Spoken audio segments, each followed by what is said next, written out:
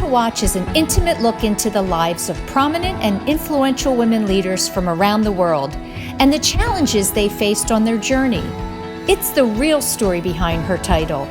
Join us every week to hear more stories about women from around the world and in your own communities at womentowatch.net. Hi, everyone, and welcome back to another week of Women to Watch. I'm Sue Rocco. Thanks so much for joining me.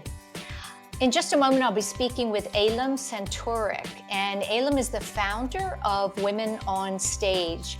And Eylem has a unique story in that at a very, very young age, she envisioned herself being on stage and talking to women about aspiring to be more than they thought they could be. And her personal journey is one of having to leave her home country of Turkey for Switzerland and also overcoming workplace bullying, which is a very strong focus of her work today. As always, stay with us during the breaks where you'll hear from our exclusive watch team of corporate partners. And if you're a fan of the show and interested in becoming a part of it, we have some wonderful sponsorship and advertising opportunities. So feel free to reach out directly to me at susan@womentowatch.net. So now I'm excited and honored to welcome to the show, Eylem Sentürk. Eylem, welcome to the show. Thanks, Susan. Thanks for being here with you. I'm really very much looking forward to our conversation today. I am as well, and I'm really honored to have you. You're doing some incredible work over there in Switzerland. I'll let our audience know that that's where you are based. And I thought I would start the interview with what I think is kind of a remarkable story. When you were 5 years old, you told an uncle that you wanted to grow up and be on stage to talk to women about being more than they thought they could be. And here you are all these years later doing exactly that. What do you think prompted that dream at such a young age? Thanks a lot for that question. Basically, it was what I was seeing around me, like what women were facing, the challenges women were facing. I was seeing my mom, I was seeing her friends, I was seeing other women that were working hard in the household, outside, but they were receiving little or almost no recognition for what they were doing. And observing all those challenges women had, I was thinking, I want to do it differently. And I want to have a different life. I want to have a life that where I actually, I'm praised, I am supported, that also I'm surrounded by people that care about me and support me. And with that, I want to also actually inspire and motivate women around me to say, hey, you are more than what other people say and let you feel. And all these women, including my mom, they had dreams, but they couldn't really make their dreams true, because they were limited. And they were surrounded by men and a community that was forcing them to give up on their dreams and just be happy and satisfied with the little that they had. And I had the dream to say, look, you don't have to do that. You don't have to make you small, make you big, follow your dreams, and you can achieve your dreams if you believe in it, if you surround yourself with people who believe in you and who open you the doors. So all of those were my thoughts. And luckily today I am at that stage, right? I'm financially fully independent, and I can motivate and inspire women, and I can give them a hand, because I was also given a hand. I was also supported. And I think it's so important to mention that you were born in Turkey yes, and you were there for 12 years. So I'm sure you have very vivid and impactful memories of your time there before your family had to leave and move to Switzerland because of political reasons. And first, I wanted to talk about what your memories are of Turkey. And then when you left, did you know that your father, because of his actions and beliefs, was in danger? I had actually, I mean, I come from a very poor family, right? My family had very, poor conditions. They were farmers and they had little to live from. So my father had to go to the different cities, work and bring money home, where my mom was living with her in-laws and the kids of the in-laws. So it was a big family, but little income. So, but despite that fact, I was a happy child. So, because for us, that was the normal life, right? When I remember back, I now see that it was a life in poverty, and we had little to live from.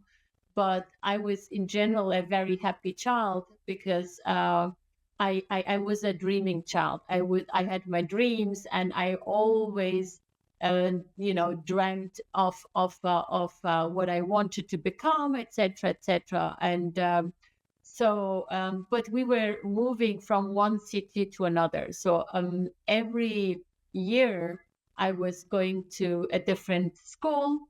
I was making different friends. But there was only one city where we lived for 4 years.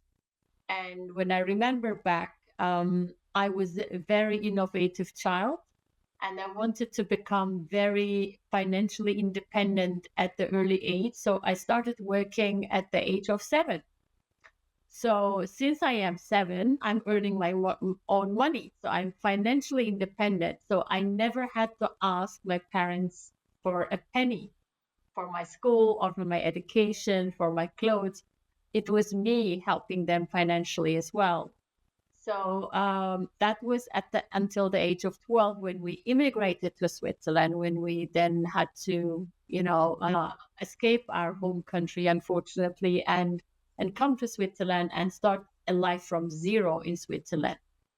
And the first 2 years were very, very hard for me because, first of all, as a child, I didn't know what was happening, why we had to leave, and why we had to start a life again in a country. And when I arrived here, I thought, oh, Switzerland. I was hearing in the school books like, oh, Switzerland is a very wealthy country. It's a very democratic country, and it's like the country of opportunities. But then when you have a life of a refugee where you are limited, you have also limitations from financial perspective. So I thought, okay, how can I become financially independent again? So I looked for opportunities and I started babysitting. And that gave me again the opportunity to really become financially independent and then also learn the language. That helped me also to learn the language much quicker because from the kids, you learn very quickly everything, including the language. So, and I started connecting myself with people, with my teacher, with people in the community that we were living to really make connections. And this is also how I found out how important it is to network and how much, you can learn and how much and your network can help you to advance and in whatever you want to do and how much supportive they can become. So, and it was on one hand a cultural difference. So, I mean, in Turkey, we are in a Eastern culture or Middle East culture. We are the givers. We give a lot. We care a lot about each other. We share our food and everything. And it's a collectivistic culture, and coming from a collectivistic culture and starting your life from zero in an individualistic culture, that was like a cultural shock for me. And in the beginning, I was not really understanding why Swiss people, for example, wouldn't share their food. And when I was at school and I was sharing my food with my colleagues, oh, do you want to have a bite? Do you want to try this? I give you half of my food. And they were like, what? And do you want to share your food with us? Do you want a bite from our sandwich as well? I said, no, you can keep your food. I don't want, but I want to share. Or, in Turkey, when we wanted to jump on a bus and the bus driver would see us running, he would stop, and in Switzerland, because Switzerland is so punctual, they wouldn't stop, even though if you would wave them, knock on the door, they wouldn't stop because they have to leave on time, right? So this was, It's a busier culture there, right? yeah. Than the community you came from. Exactly. So there were so many differences, but I had to learn, how to adapt to the culture, to bring also the beauty of my culture into the Swiss culture, and use, the beauties from both sides. Yes. So as you're assimilating to the new culture, is there a part of Switzerland that you embraced and felt very good about, embracing for yourself as a citizen there? Yeah, exactly. So because you know, especially when you're new in a country, the first thing is you need to learn the language. Then you need to understand the rules and the dynamics of that culture and the community. So I really tried put a lot of effort in understanding the dynamics, the individual dynamics, the cultural dynamics, the legal dynamics, because Switzerland is a very legal, or let's say diplomatic country. So and the quicker I could learn all of that, the easier I could navigate myself in that environment, and the quicker I could also make strong relationships with the community members, and that also helped me to grow quicker and faster and move myself faster in that country. How old would you say you were, Eylem, when you felt, um, that you were a part of it, that you felt at home there? How long did that take? Oh, I think that was when I was like 19 and I got the Swiss passport. So I have dual Okay. citizenship, and when I applied for the Swiss citizenship and had to run or go through a number of exams and examination, and when I had that red passport in my hand, I was like, okay, now it's a new era starting for me, and I'm now welcomed because they accepted me and for who I am. And now it's a new chapter, and I can feel that I belong here, because then I can really establish my life here. Because before, when you're a refugee and you don't know whether you will be sent back to your home country or wherever you will go, so it's like you don't know whether you belong. You don't belong any longer to your home country. You don't belong to the country where you live. So you're in between, and you cannot really, become independent. Yes. You had shared with me, you said we always felt as though we were in survival mode. And I'm wondering if that feeling has stayed with you as an adult. Does it show up in ways that you don't expect, or are you fully relaxed in the life now that you've created for yourself? I'm a survivor. I identify myself as a survivor and as a fighter because this is in my DNA, right? So I don't feel, And generations, right? yes, Generations. Yes, before you. Yes. exactly. So, and if you come from a region, from a country where the dynamics can change anytime, this could be war, this could be a political situation, this could be economical situation.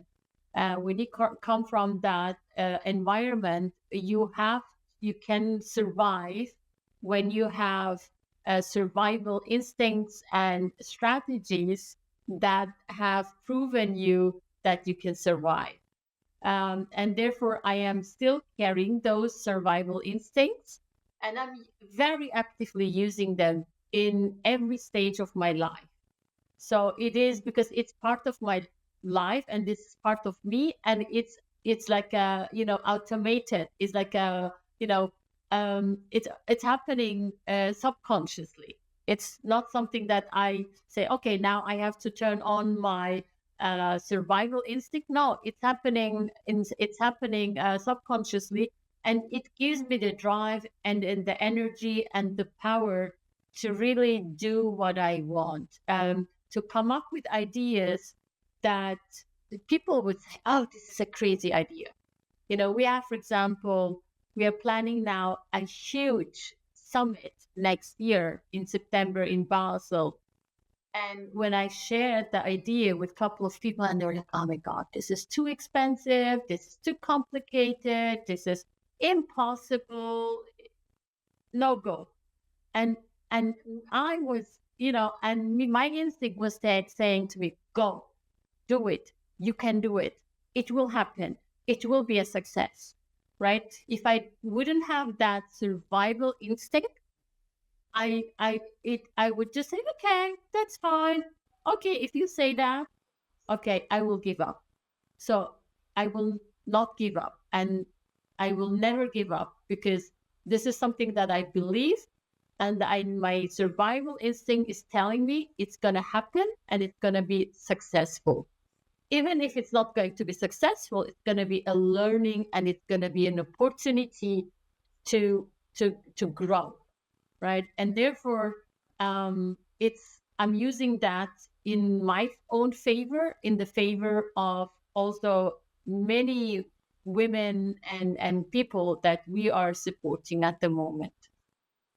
Yeah, I think when you're describing that, that it's really the definition of resiliency, the ability to continue to move forward because you've already been through some hardships.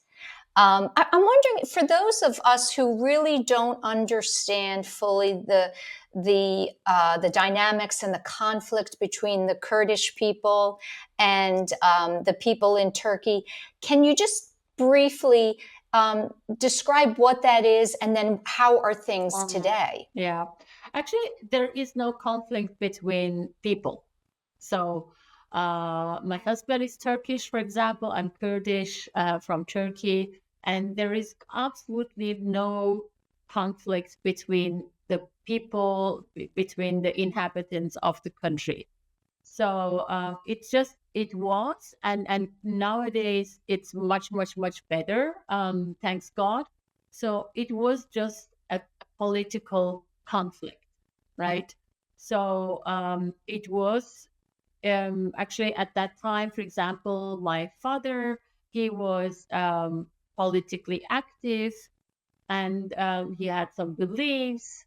And because of those beliefs, he was imprisoned for 2 years. And after 2 years, he wanted to have start a new life with his family. But then his case was reopened, and he had to escape. Otherwise, he would have been imprisoned again. But at that time, in the 80s, in the beginning of the 90s, this was a general problem in whole Turkey. So it was a political dilemma, because Kurdish people, we are in the minority, and it was actually a minority and ethnicity issue. But nowadays, luckily, it's much, much more better, and there's, I can say, almost no problem. And I have dual citizenship. I can travel to Turkey. I love my country. I am fluent in Turkish. I raised my kids up in Turkish. They love Turkey because it's their home country still. And so and there is no problem from my side or from the countryside. But there were some problems back in the 80s and 90s. But luckily, it has been resolved. And I'm so glad to hear that that, especially for your children, for them to be able to go back and see where their people came from. Listen, we're going to go into our first break. And when we come back, I want to talk about the experience you had in the corporate world that really led you to want to support more women to kind of find their voice and stand up for themselves when it comes to bullying in the workplace. Stay with us as we go into our first break. You'll hear from our watch team, and we'll be back with Eylem Sentürk. Hi, my name is Christy McCaffrey. I'm the founder and owner of Be the Good Media, and I'm here to share some good news with you. Today, I wanted to share with you about a woman who is truly doing meaningful and impact-driven work in her community. Her name is Corinne O'Connell. Corinne is the CEO of Habitat for Humanity Philadelphia. And as CEO, Corinne and her team work to make sure that every person in our city has a decent place to live. I was truly inspired in speaking with Corinne on my show because it was just so clear how passionate she is about making a meaningful impact in her community and in the lives of those she serves, not just today, but for many more years to come. You can hear more of my conversation with Corinne at bethegoodmedia.com, and there you will also learn more about how Be the Good Media helps to amplify impact-driven missions and causes. Again, I'm Christy McCaffrey. Stay tuned here on Women to Watch Media for more good news.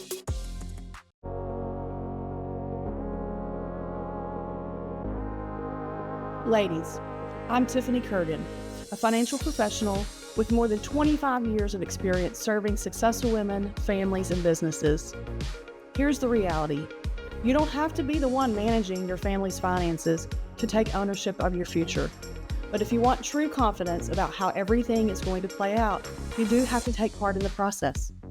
That doesn't mean digging into the weeds of your finances when you don't have the time or desire. It means elevating your awareness of your own circumstances. It means having the bigger conversations so you're empowered when you need to be. Let's bring confidence to your family's future without overwhelming your time. Call my cell at 903-520-2709.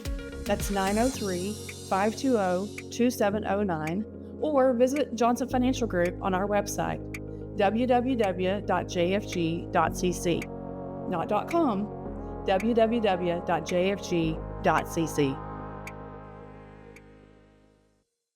Hi, I'm Dawn Zier, CEO, Board Director, and Executive Mentor to Fortune 500 executives through my work at the Exco Group, firm of experienced CEOs, board directors, and global business leaders who offer real-world experience to help organizations and senior leaders grow. Today on Leadership Watch, we're going to talk about being in the driver's seat of your career. No matter what stage you're at in your career, you need to grasp that you are in the driver's seat. Understanding from day one that you and you alone are responsible for your career is critical. After all, why would you hand your career over to someone else to manage? There's no one as vested in yourself as you. And the ugly truth is that most managers are focused on execution rather than team development. So how can you ensure that your career stays on track? First, make sure you have a clear set of agreed upon goals that are measurable, and if priorities shift, rewrite them with buy-in. 2, if you see something that can be improved upon or automated, don't wait to be asked, just do it. This is good advice for tech-savvy millennials and Gen Zs who can help lead the way with AI. 3, don't insulate yourself. Get to know other parts of the organization and network both internally and externally. Feel free to drive outside of your lane. And 4, while your career is yours to own, don't go it alone. Identify sponsors and mentors. Also, it's important to make self-reflection and self-assessment a habit. Think through where you want to be 5 years from now and create a roadmap for yourself. Does your current path get you there? Are you passionate about what you're doing? Do you feel challenged? Are you learning? Do you feel respected? And importantly, are you a cultural fit? And is the company a cultural fit for you? If you answer negative to any of these questions, it's likely time for some course correcting. Please follow me on LinkedIn at Dawn Zier. And if you're a senior executive looking to grow in your career, check out excoleadership.com to learn more. Hi, and welcome back to the show. I'm joined this week by Eylem Sentürk, and she's the founder of Women on Stage. And we will definitely be talking about that organization and all that you're doing. But a big part of your story was experience that you had and what you describe as bullying in the workplace. And it's always remarkable to me that that kind of thing takes place among grown-ups. And describe for me what you went through, and then how you, actually, you we'll talk about, you really had a fall. An actual breakdown from the years of kind of keeping it in. So talk about the experience and then what happened to you that really was the breaking point. So, in my career, I used to work in pharma for 23 years. It happened to me twice in my career that I was bullied by my male managers. And the reason, in the end, it came out that they felt threatened by me, because I'm a I'm a strong woman who knows what she wants. At the same time, I have a very positive behavior. I'm very resilient. I have very well connections. I was always well connected within the companies that I was working at, and I was really, I'm a high performer and an achiever. So, all this combination was had made them to feel threatened by me, unfortunately. Although it was not my intention, I didn't do it by purpose. They felt that I am trying to overtake their role and responsibilities. So they had to find ways to put me in a corner where I would feel helpless, hopeless, and isolated. And the ultimate goal was that I quit. I quit the job.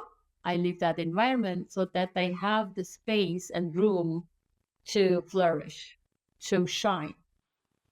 So when it happened the first time, it was with a manager that was hired because they had promised me to get the job, the title. So they hired me. I had hired people, trained them, set up a full team. And when it was the time that they would give me the title and the financial compensation for that role, all of a sudden they said, "Oh, Eylem, you don't have a university degree, so we cannot give you that title. So we need to hire someone that brings the university background, education." And I said, okay. What could I do? I was disappointed, but I said, okay, I might learn from the person. Then they hired this guy who I had to train for 1 year because he had no clue about what we were doing. So I was like, okay. So training my manager, that's a great experience for me. I can also learn from him. He can learn from me. So exactly after 1 year, when his training finished, he started bullying me. But during that full year where he was trained by me, everything was perfect. I was like, oh my God, such a great leader, such a great manager. I was so happy. But then when the time was the training was done, completed, and he was fully empowered to do the role himself, he was connected with everyone that he should have been connected, because I introduced him to everyone and he was trained. He started bullying me. And for 1 year long, I didn't understand what was going on. So he was shouting at me. in front of my friends, my colleagues, basically my team members I had hired. He was interrupting me during meetings, calling my presentations like, oh, this is a silly presentation. Nobody will like it. Oh, like a mobile presentation again. He was, taking away from me responsibilities without telling me. He was delegating the responsibilities to some other people without informing me. He was removing me from meetings without any reason. He would forbidden me to go and talk to head of departments for my daily job because he was the team lead. And then he would even forbid me wearing high heels, having red lipstick, having red nail polish. And he was asking me to close the door of my office that people would go to him instead. What, did anyone around you, any of your colleagues, recognize and speak up ever? They recognized, and I was sharing. I was going to his manager, who was my manager before, asking what's going on, what is this, because I had no clue about bullying. But nobody was speaking up because they were kind of afraid that this could also happen to them. And everyone was telling me, oh, you will find ways to cope with it. Oh, you're a strong person. Let's, take it easy.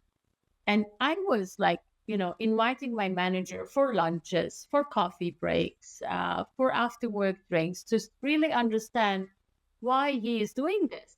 What are his reasons? I'm curious, was there a big age gap between the two of you, or was no, only a few years. Okay. Yes, only a few years. Yeah. And that's why I couldn't understand why is he, 1 year long, he was very nice to me. And I was like really admiring him from a professional point of view and from a personal point of view. And then all of a sudden he switched the coin, flipped the coin, and he showed me a completely different face and attitude and a behavior. So for 1 year, I really couldn't understand. I was talking with HR, I was talking with head of department, with other leaders in the company, trying to understand what is going on and why. And my manager was like, oh, this is your perception. No, this is not what I was doing. That he was talking with. And this is a big company you were with at the time, yes, correct? It was a big pharma American company. And then I started feeling like, oh, okay, is it me? Am I imagining something that is this really happening, or am I dreaming? So I started asking my friends to observe the situations, my colleagues at work. And they were saying, yes, he shouted at you. Yes. And sometimes they came to me and said, Eylem, why are you not saying something? I was like, what can I say? It's not changing situation because I don't know why he's doing that. But then after 1 year, when I realized that this is actually not appropriate and I should say something, I should do something against it, I started saying, oh, this is a behavior that I cannot tolerate, I cannot accept, or this is not in line with the corporate values and the mission and the vision. He didn't care. He said, And you were starting to get sick. Was this when you were starting to feel not well from the anxiety of all? Yes. First of all, it started with stress. I had developed a high level of stress because he was calling me to his office, for example. And every time he was calling me into his office, he would put in the subject line of an email saying, "Come to my office now."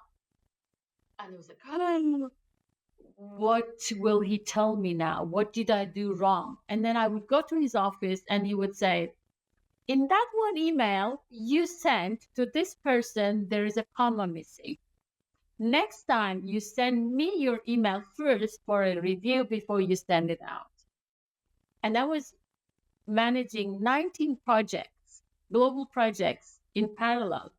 And he wanted me to send for every single email that I was planning to send, and this would be hundreds of emails to send him. And I had to do it. I did it, but then that was delaying my activities, my daily work. So it started with stress because he was putting a lot of stress. The situation was creating a lot of stress. Then it continued with anxiety because I felt anxious when he was when I was surrounded by him. Every time he would call me into his office, and every time he would delegate me a responsibility, I was like, okay, when is he going to take it away? Has he taken it away without telling me? So that's awful. That's an awful way to be living when you have to go to work every day in that kind of environment. And it sounds like it was very personal for some reason. So when did you make that decision that you had enough? So actually it was towards the end of the third year.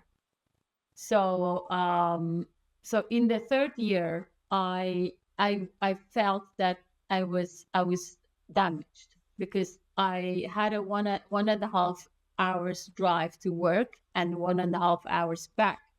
And then during that time, I had 2 kids, and I was like, sitting into the car, starting crying for 1.5 hours, going to office, swiping the tears, putting a smile on my face, working, and then leaving the office, crying in the car for 1.5 hours, arriving at home, swiping the tears and putting a smile and spending the evening with my kids. So, and doing that for almost a year, one morning I woke up and I opened my eyes, but I couldn't move my body.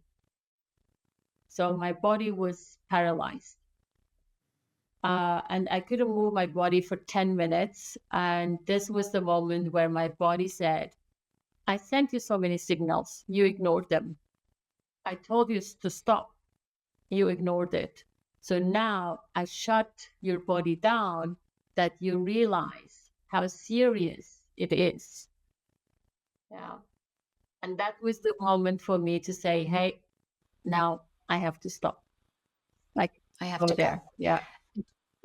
So, I'm moving ahead a little bit just because of time, but your decision to create this organization, Women on Stage, I want to know how many women do you see on a daily basis that are in the same place as you were then? Do you feel that there has been progress because of the open conversations that we're having, and kind of the policies among companies to not allow for that type of behavior to happen any longer? So how much of it are you seeing in the work that you're doing today with the women that you're helping? Actually, every third woman that I'm talking almost every day is currently going through the similar experiences. And would you say that's global?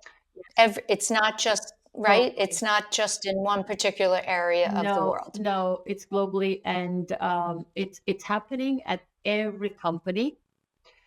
And but I mean, this is what I see, and especially in the companies where there is a very aggressive company culture, and a company culture which is mainly dominated by men. Of course, there are also female leaders that are bullying, right? It's not only men. In my case, it was 2 male managers, but there are also women that are being bullied by women, there are also men that are being bullied by women, right? So, but unfortunately, the problem is still there.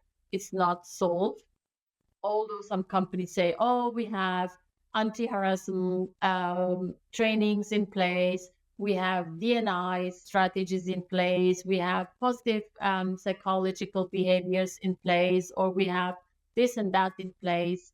Just this week, I had a conversation with a head of HR of a company here in Switzerland because they asked me to help them. And it was head of HR. And he said he's being bullied himself as well.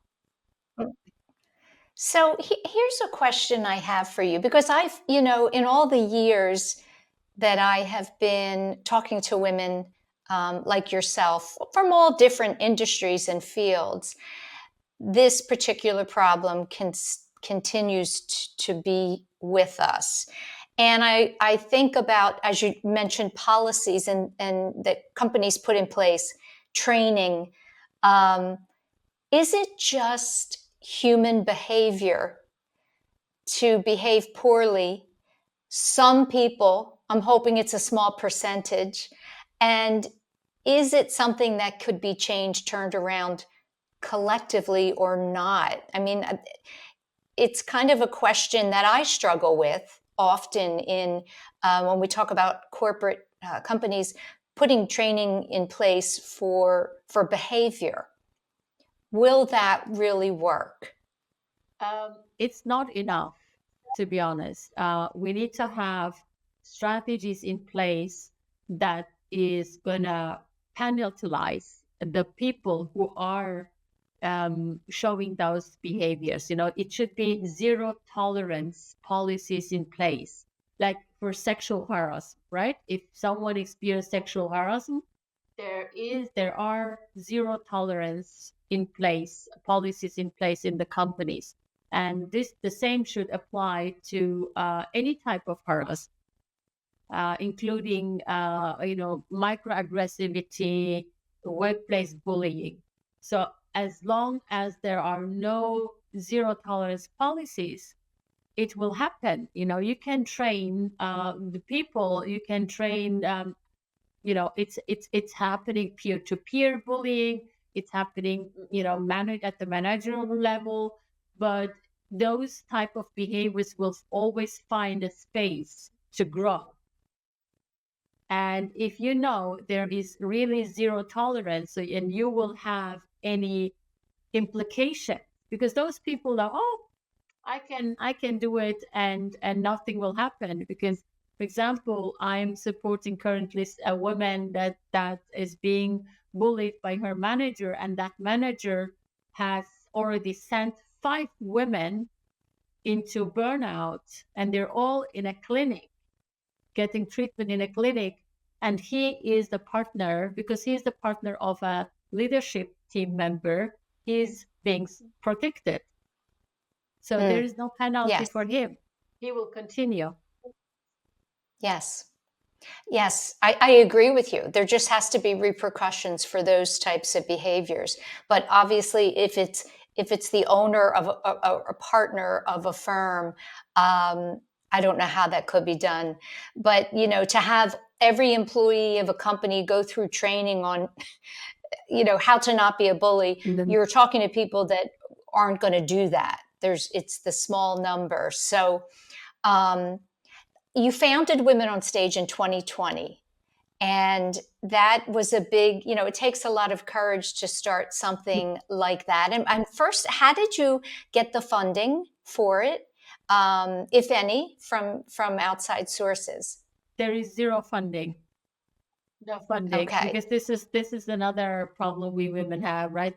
Female companies that are funded by women are less supported financially than companies that are founded by men. But I started in the beginning of pandemic with zero budget at the kitchen table with my old laptop and everything online. So with really zero, no website, no promotional material, just the idea and LinkedIn. So no investment, with zero financial investment. Yeah. So that's brave, and that's typical, I would say, of you in how you've done things throughout your life. And I think in a very smart way, you're very actionable and purposeful about talking about the difference between mentors and mentorship and sponsors. So I wanted you to describe the difference for our audience, the definition that you have for the difference between a mentor and a sponsor, and why it's so important for women to have sponsorship. So I strongly believe, and I have seen it in my whole career, that we women, we are being sent to, one mentorship program to another mentorship program. And I have seen men having sponsors.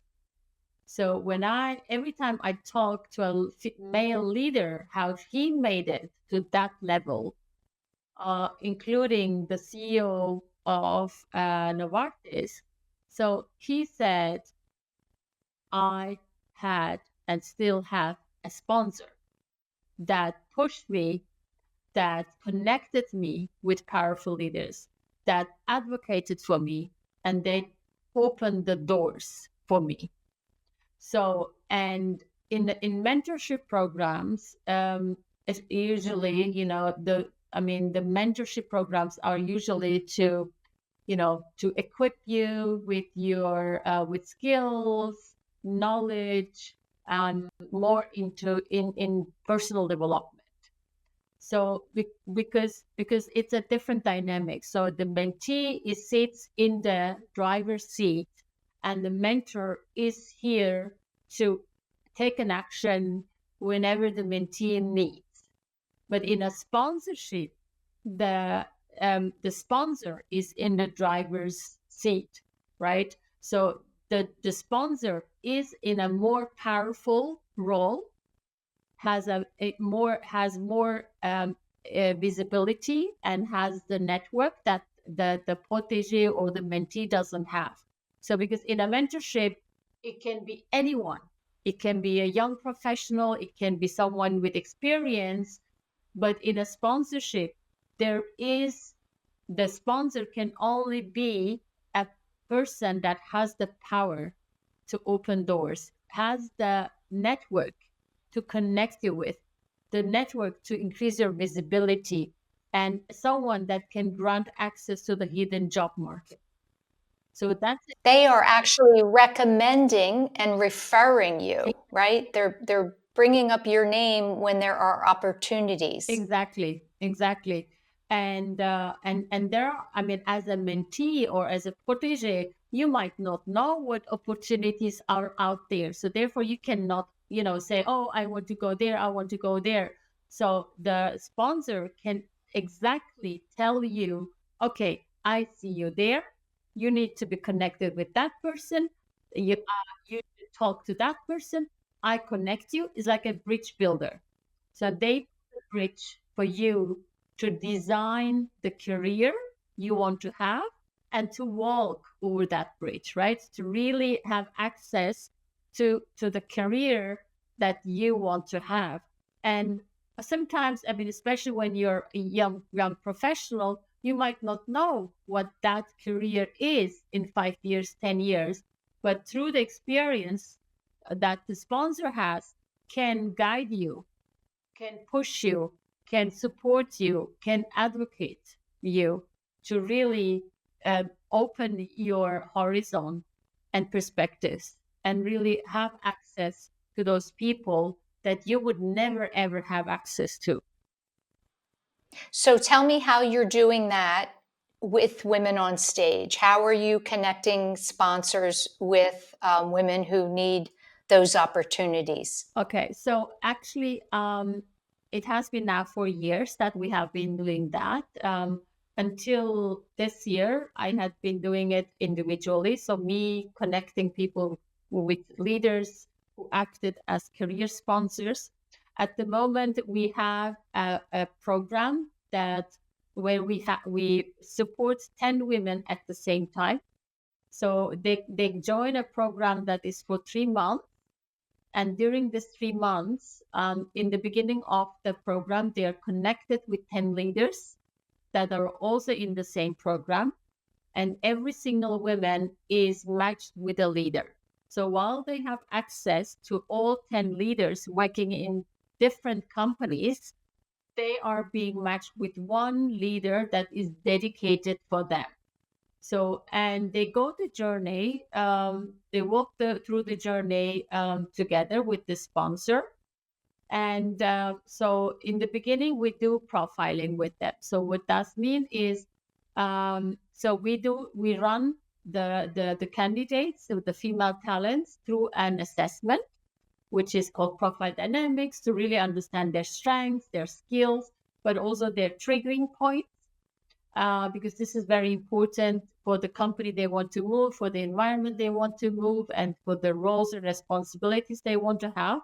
And we shared this profile with their sponsors so that they really see behind the curtain, right? They see all the skills and strengths and the triggering points of the candidate. So, and through the sponsors, they have access. So the sponsors have very clear responsibilities. They have the responsibility to increase the visibility of the talent within the company they are working, but also outside of the company. So the sponsors can hire the talent for their own department, division, company free of charge. Or they can recommend them if there is nothing for this candidate in their company. They can refer them to other companies, to other roles. And did I read, Eylem, that you're working with specifically within the life science industry? Yes, at the moment we work within the life science industry, which is medtech, biotech, pharma, and healthcare. Okay. But as of next year, we are also planning to expand into other industries. Okay. Yeah. So can I ask you, is Women on Stage a revenue generating program? Yes. Okay. Yeah. Okay. So, and you have a team? Do you have a team now? Yes. That's supporting your work? Yes. We have now a team of 10 coaches. They all come from the life science industry. They have all worked in the life science industry. Plus, we have 6 advisory board members. Plus, we have 30 chapter heads that all come from the life science industry and advocate for us in different cities of Switzerland. And then my last question for you, are you helping women in the United States or only in Switzerland? So in the United States, not yet, but as of 2025, we want to expand to the United States. Yeah. Okay. So this is our plan, and also to other European countries, because the goal is really to be able to help all women in every single country. So yes, in all industries. I would imagine you'll be able to do that because the pharma industry, there's so many global companies. Definitely. So the connections, the networking will just organically spread from country to country. Yes, definitely. I mean, we have at the moment great interest from the US, but also all countries. But the goal was first to really get stronger in Switzerland. Establish everything in Switzerland, and then step by step go outside of Switzerland, and also establish a Women on Stage entity in different countries so that we can help women there, and also that we can bring the sponsorship program into companies to actually train talents early on, female talents early on, then to help them to move up the career ladder up to C-level. So the ultimate goal is also to increase the number of female leaders in the companies and in the board, so that we have already a talent pool in the company that is really ready to take the leadership roles. And then hire, and then Exactly. actually hire the women. Yes. And Exactly. it's never good to go too big too fast, right? So I think the way that you're doing that, and not only that, you launched during the pandemic in 2020. That was a tough time for anyone to be starting anything new. So, Yeah, um, it was actually, it was tough, but I would say it was really an advantage for us because we could really step in to the work online, so we could reach out women globally, and nobody had to right, and travel. that's where everyone was there, Yes. right? We were all online in our houses. Exactly. And we didn't have to Yeah, travel.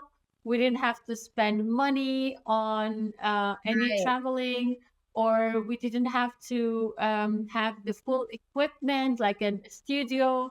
The one computer, one webcam, and one microphone was enough, and internet connection. So we didn't need, or I didn't need any office equipment, any furniture. So I didn't have to do any big investments that you would usually do when, rent an office, then office equipment, and hiring people. So I didn't need to do all of that. Yeah. Well, you're a great example of what can be done with very little. In other words, you don't have to go and get all of this funding to start a business. You can start small and have it organically grow because it's something that's relevant and it's needed. Definitely, definitely. I mean, at one Yeah. point, we might need investments and funding and grants.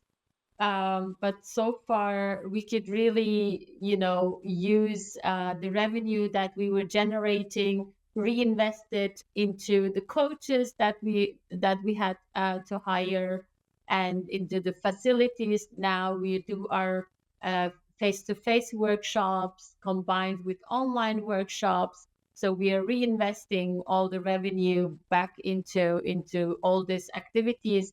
We are running events, so we are running number of face-to-face events per year. And so, as I mentioned earlier, there is one big event that we're planning next year in September in Basel. So where we will be also using all our spendings. So, and therefore, I think starting small and, moving with small steps, like baby steps, is so important.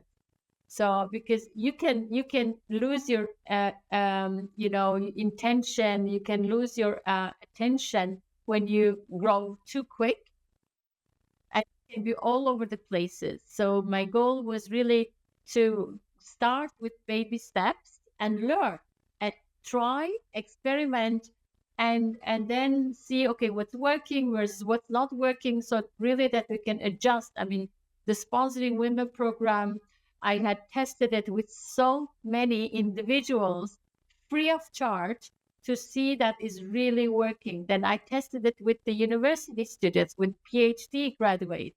So we did run a pilot project at the University of Bordeaux in France. So, and then before we could implement it at the university. So it was a lot of testing, piloting, and validating.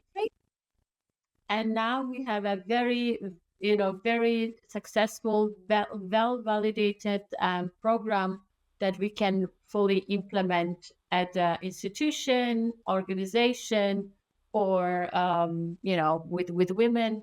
We are now going into an agreement with the unemployment agency here in Canton Basel-Stadt.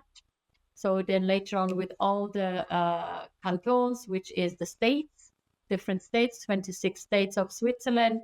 So to really help women, unemployed women coming from the life science industry, to reintegrate them back into the work, into the economy and industry.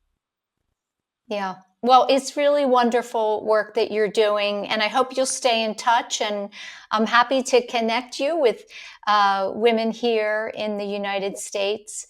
And I thank you so much for taking time late at night Thanks a lot. to be with me. Yeah, thank you for this opportunity, and if there are any women, watching us that need some help, support to advance in their career, they can, they should feel free to reach out to me. Okay, we'll be sharing your information when the show goes live next week. Thanks. Thank you, Eylem. We're going to go into our last break, and I'll be back to close out the show. Children's Hospital of Philadelphia has long been ranked as one of the best children's hospitals in the country. In our Women to Watch at CHOP series, we'll meet the women working to preserve this best-in-class pediatric innovation. Let's meet Executive Vice President and Chief Financial Officer, Sophia Holder. Sophia, just take a minute to kind of introduce yourself to our guests. Tell them a little bit about where you came from and how you ended up in this role. Yes, and thank you, Susan, for just the amazing work that you do to inspire women leadership. I would still call myself as new to CHOP. Started just over 3 years ago, and I'm honestly in my dream job in an organization that is focused on delivering and innovating care for children. And so it's hard not to find joy in that space. My career in healthcare spans many years, starting in the adult side and now on the pediatric side. And I'm just really thrilled to be with you today. What advice would you have for our listeners and our viewers listening to you today? So I would offer 2 pieces of advice. Focus on continuous learning. Be a life learner. That's the frame that I often use with those who work with me and for me. Stay updated on industry trends. Continuously seek opportunities for learning and growth. Knowledge is power in any leadership role.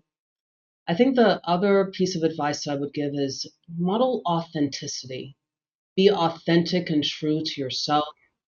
Authentic leadership builds trust and loyalty among your team and your peers, foundational to building effective teams and supporting cross-collaboration and partnership. Thanks so much to Sophia Holder for joining us. Stay tuned for more Women to Watch at CHOP.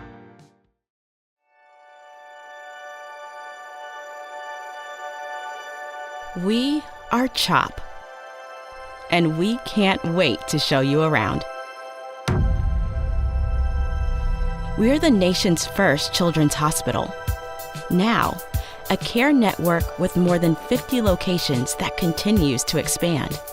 3 state-of-the-art research buildings with 1.5 million square feet of space. We have grown from 12 beds 165 years ago to nearly 600 beds and one of the best children's hospitals in the world. We have a level 1 trauma center, 11 floors of patient units, more than 20 operating rooms, first of its kind delivery unit for babies with birth defects, a separate cardiac operative and catheterization suite, and places to learn, like our internationally recognized simulation center. We have trained generations of leaders in the field of pediatrics. We are world leaders in medicine, surgery, and science. One of the top recipients in NIH funding for pediatric research. In this building, pioneers in CAR T therapy, mitochondrial disease, brain tumors, hyperinsulinism, and other rare diseases. Here, groundbreaking work in fetal surgery, genetics and genomics, and neurology. In our newest building, leaders in social determinants of health, clinical informatics and epidemiology, autism, trauma and injury prevention. Our patients come from every state and 115 countries.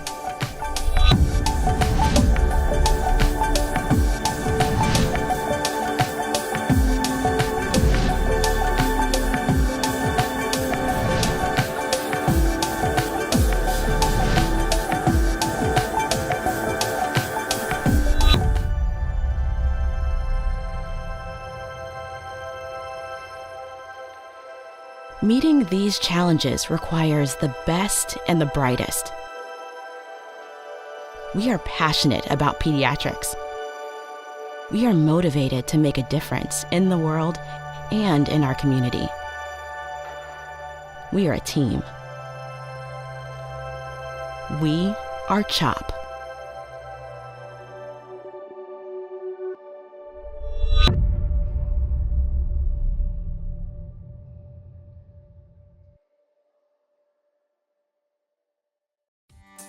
That's it, everyone, for another week of Women to Watch. Thanks so much for joining me. Next week, I'll be sitting down with Inga Smits, and Inga is the CEO of Cable and Wireless Communications.